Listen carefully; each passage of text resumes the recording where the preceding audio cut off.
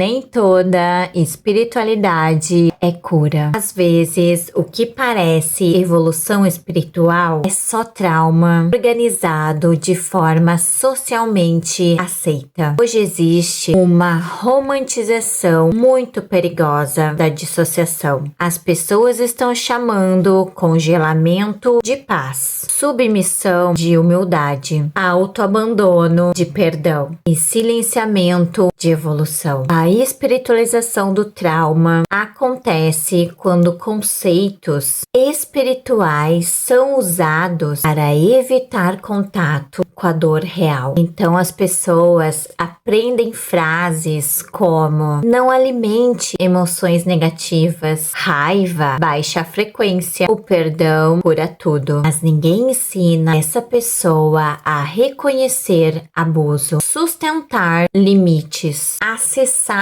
proteção, perceber invasão ou escutar o próprio corpo. E isso é gravíssimo em pessoas traumatizadas, porque o trauma ele já desconecta a pessoa da própria percepção interna. Trauma não é só memória ruim, é uma alteração neurobiológica no sistema nervoso. Quando alguém vive abuso, humilhação, negligência, violência emocional ou medo crônico, o corpo entra em estados automáticos de sobrevivência. Luta, fuga, congelamento, colapso, agradar para sobreviver. E muitas pessoas chamadas de evoluídas espiritualmente, na verdade, estão em adaptação traumática. O corpo delas aprendeu: se eu não sentir, eu sobrevivo. Só que a ausência de reação não significa cura. Muitas vezes significa apenas desligamento do sistema nervoso. O congelamento pode parecer serenidade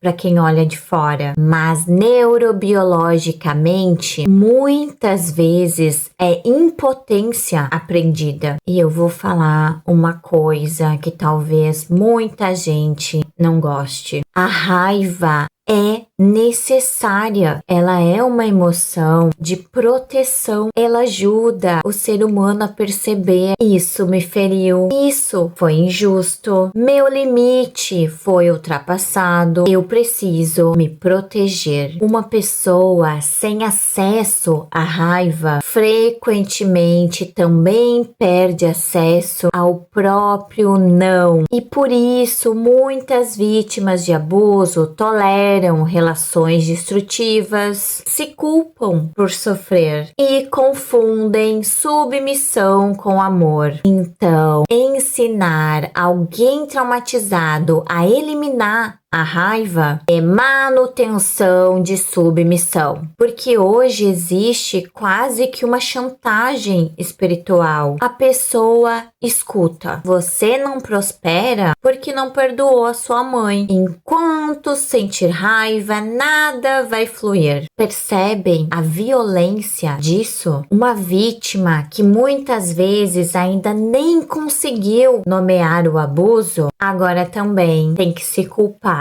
pelo próprio sofrimento, como se o trauma dela existisse porque ela não evoluiu o suficiente. Isso não é espiritualidade, é invalidação com vocabulário místico. Vamos falar biologicamente sobre prosperidade. Um sistema nervoso em ameaça constante não consegue prosperar com estabilidade, porque o corpo traumatizado frequentemente vive hipervigilância, medo, culpa, exaustão, autossabotagem, dificuldade de receber, dificuldade de confiar, dificuldade de sustentar presença. Isso não acontece porque a pessoa vibra baixo. Acontece porque o organismo dela aprendeu sobrevivência antes de segurança. Prosperidade não nasce de repressão emocional. Prosperidade verdadeira exige segurança interna, regulação, autonomia, capacidade de colocar limites e possibilidade de existir sem colapsar.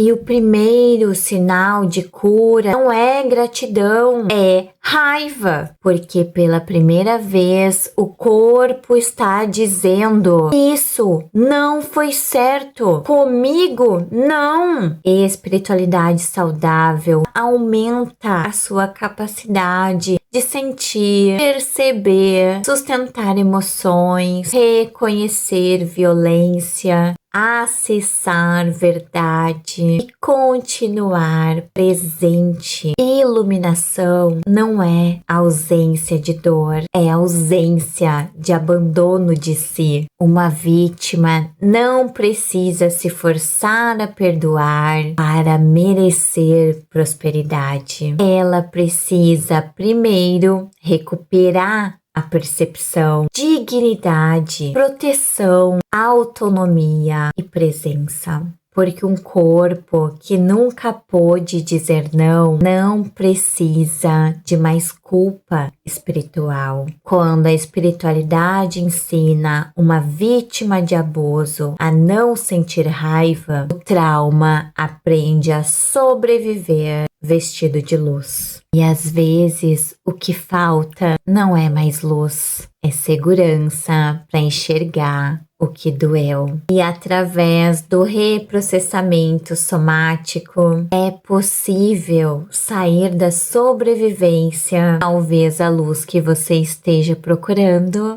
pode estar numa sessão de clareza comigo. Boa sorte!